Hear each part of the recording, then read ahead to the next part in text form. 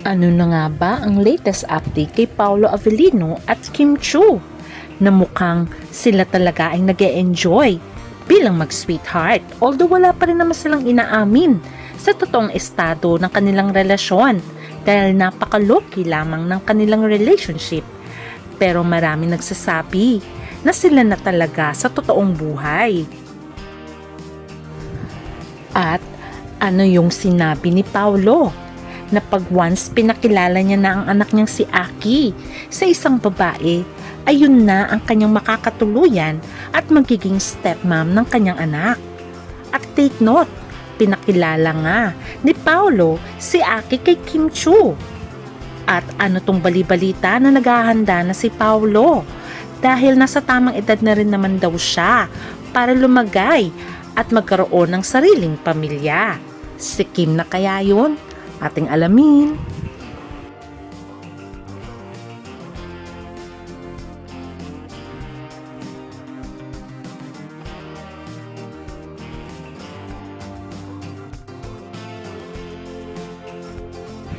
Isa sa malakas ang tandem ngayon bilang love team ay walang iba kundi si Kim Chiu at Paolo Avellino. Pero bago sila nagkaroon ng chemistry at nagsunod-sunod ang kanilang teleserye at movie, ay meron muna silang iba-ibang partner at iba-ibang ka-love team.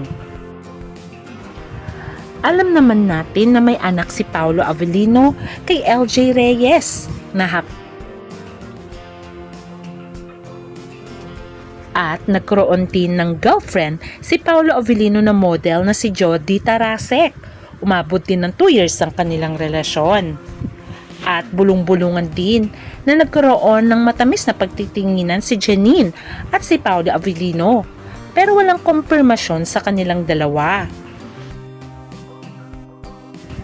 Samantalang si Kim, syempre ay nanalo siya sa Pinoy Big Brother at dito nag-boom ang kanyang karera, lalong-lalo na nung pinartner din siya kay Gerald Anderson, which is dumami ang kanilang fans at naging hottest love team din sila.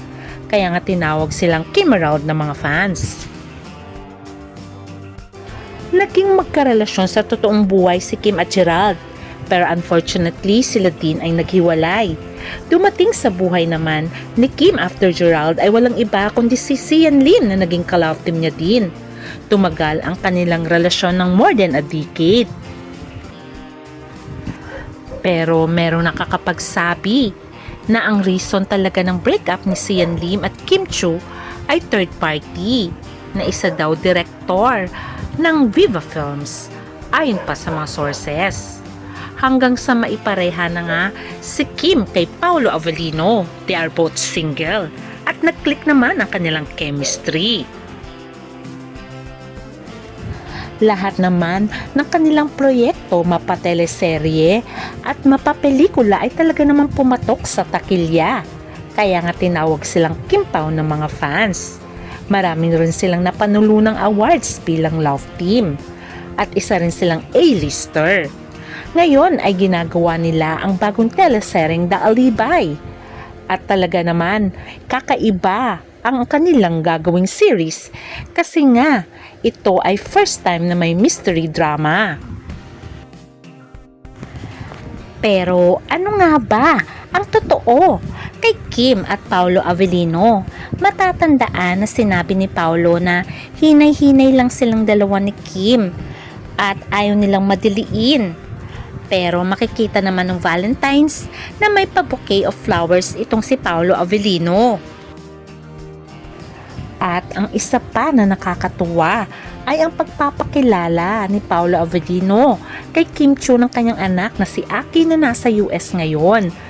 At finalo nga rin ni LJ Reyes si Kim Chiu after ma-meet ni Paolo at ni Kim ang kanyang anak na si Aki. Matatandaan sinabi nga ni Paolo na malaking bagay na dapat daw kung sinong magiging asawa niya pagdating ng araw ay matanggap ang kanyang anak ng parang kanya. At take note, nung birthday ni Paolo Avellino ay pumunta sila ni Kim sa Amanpulo na sila lamang dalawa para mag-celebrate ng birthday ni Paolo Avellino. Kaya naman maraming fans ang talagang naging masaya for Kim Pao. Although until now ay wala pa rin pag-amin sa dalawa kung sila na nga ba sa totoong buhay. Pero halata naman sa bawat kilos nila. Sabi nga nila, low-key lamang ang kanilang relationship.